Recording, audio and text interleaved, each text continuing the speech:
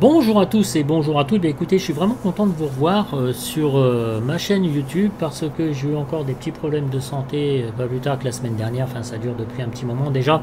Pour me faire opérer de saloperie de polype, bien évidemment, comme d'habitude, ça revient sans arrêt, c'est espèce de merde.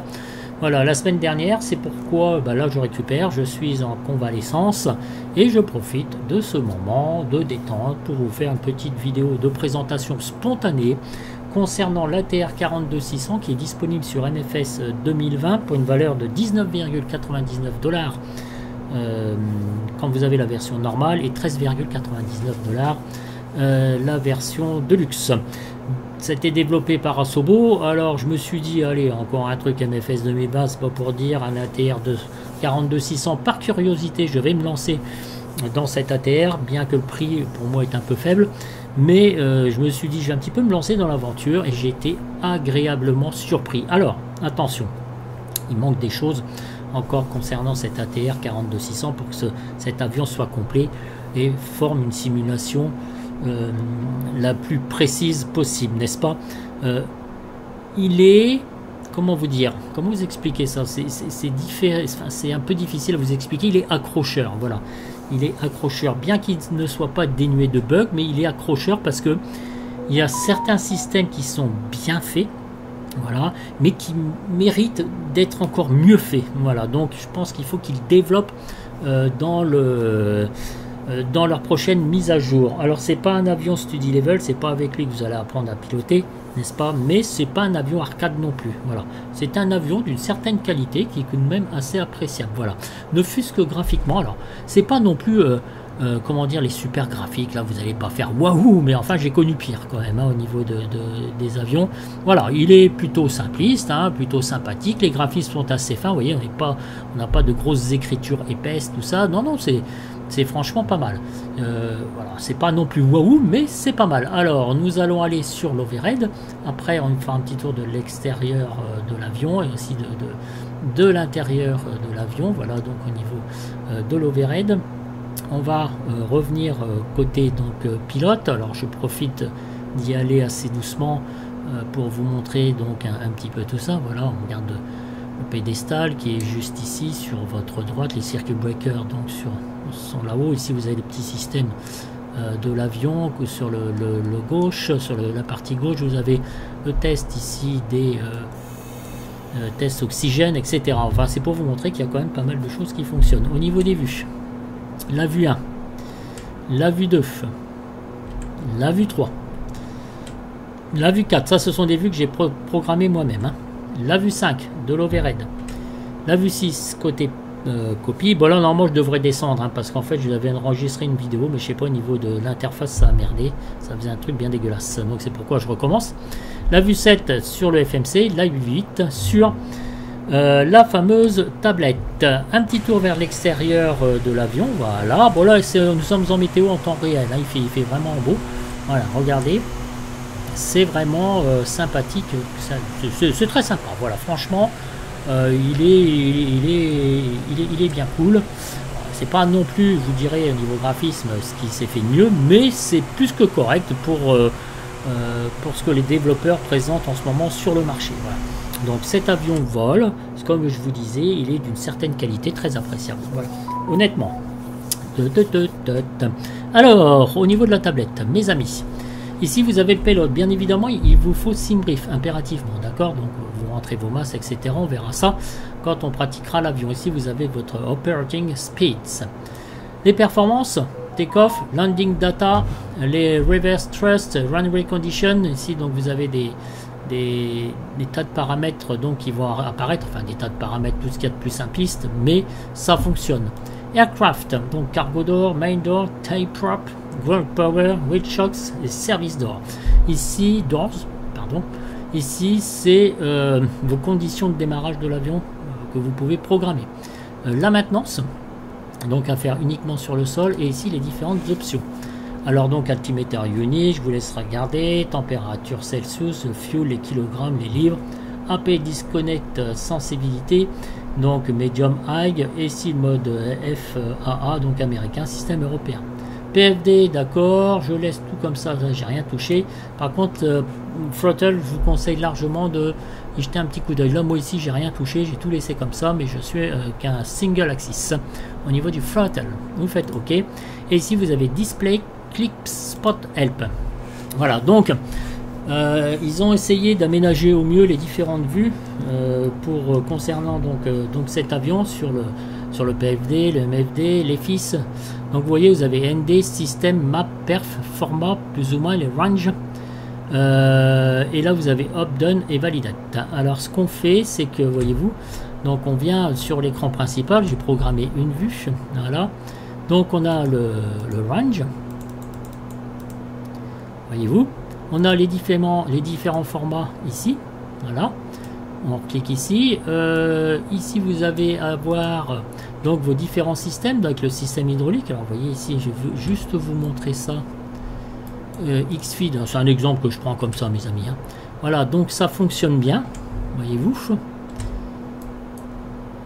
Voilà. Alors, on revient sur ma touche 9. On continue, on a les conditions donc de fuel. Fuel flow, etc.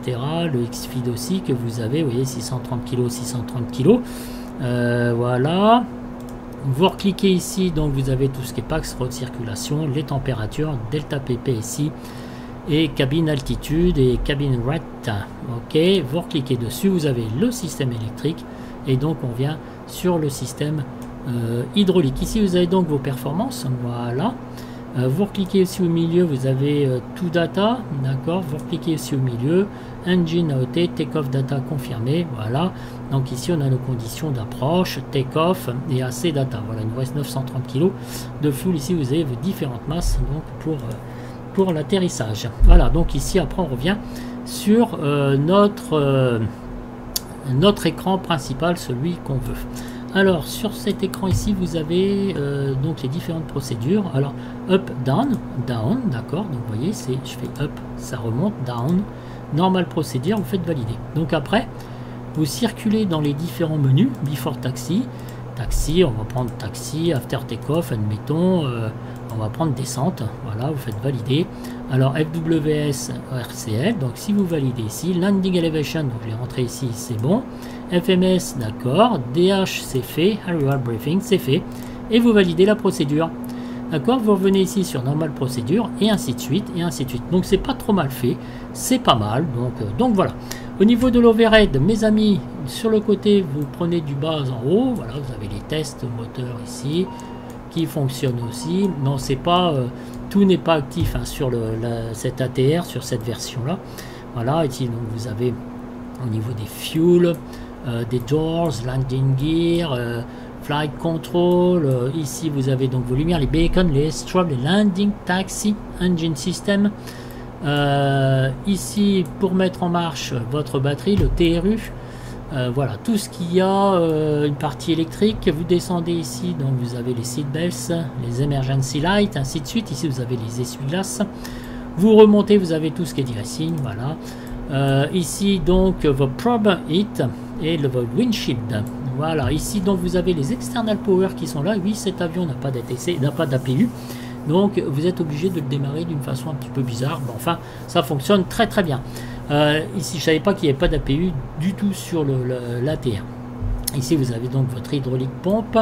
Là, vous avez tout ce qui est bleed en service. Ici, vous avez votre test de lumière, n'est-ce pas? Voilà. Vos températures. Alors la première fois que j'ai utilisé l'avion, c'était complètement aberrant parce que c'était 80-60 degrés que ça se mettait, enfin bref, un bordel d'enfer. Vos avioniques, c'est pareil, bon, j'ai pas touché. Là ici, votre oxygène, vous mettrez aussi en service. Voilà mes amis, donc sur le côté, alors vous avez le yoke qui disparaît ici, voilà, qui réapparaît en cliquant dessus. Si vous avez un réglage de vitesse manuel, le barreau, DH et MDA, le GPWS qui fonctionne à l'atterrissage. Ici vous avez aussi différents modes pour faire apparaître vos différents écrans, et ici vous pouvez les faire apparaître donc ici ND, voyez-vous, donc vous avez ND, ici vous avez donc vos perfs directement, voilà, comme je vous ai montré. Alors là vous avez un petit système vidéo de la soute à bagages, les systèmes si vous voulez pas vous embêter, voilà. Et MISC, c'est pas opérationnel. Et par contre, vous pouvez revenir sur Map si ça vous embête d'afficher donc les écrans comme vous désirez le faire. Voyez-vous, tac, et voilà, vous revenez ici. Et là, on peut dézoomer. Voilà, donc parfait pour cet avion. Voilà mes amis. Alors, attendez, ici je vais faire une attitude sélectionnée.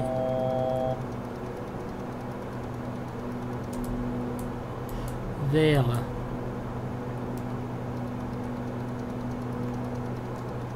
3000 pieds. Voilà où je suis donc en phase de descente, pardon. Ouais, je vais essayer de faire ça au mieux quand même.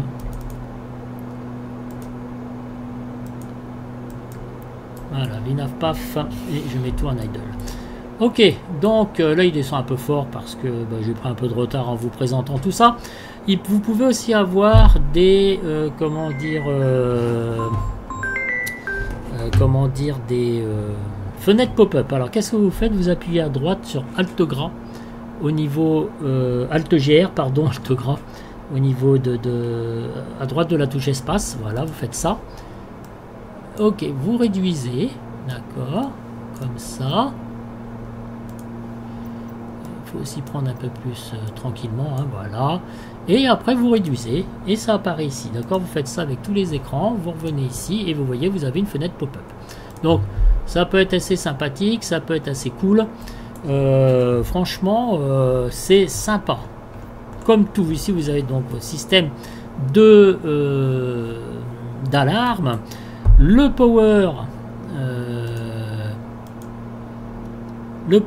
MGT, voilà. On va laisser ça en clean, pardon, excusez-moi. Ah,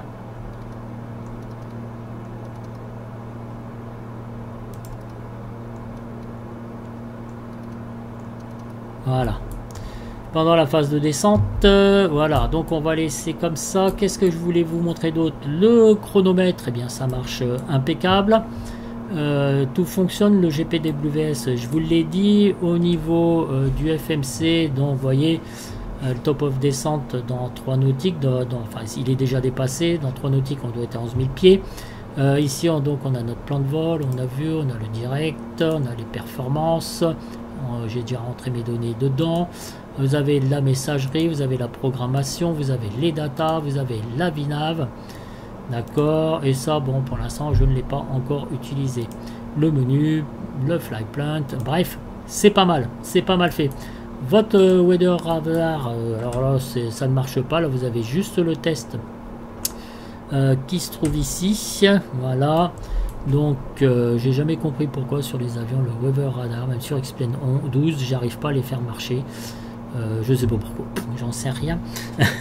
Sur le pédestal, donc ici vous avez votre frein de parc, votre throttle, ici le gas lock, et ici vous avez donc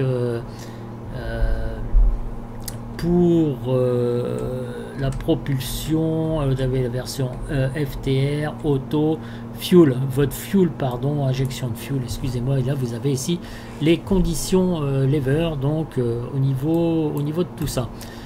Qu'est-ce qu'on a ici? On a le trim, les différents trims, le rudder trim, on a quoi d'autre? On a le pitch trim, voilà, le pitch trim, vous pouvez le débloquer ici donc en l'actionnant. Le rudder, wing le trim, ici donc les différentes fréquences avec le son, les lumières juste là, le ground control qui n'est pas actif, et là ATPS, vous voyez ici ATPCS test, c'est pour tester les différentes pannes moteurs. Voilà mes amis, alors un petit tour vers la cabine. Voilà, donc ici vous avez tous les circuit breakers aussi qui sont là mais qui sont pas du tout actifs.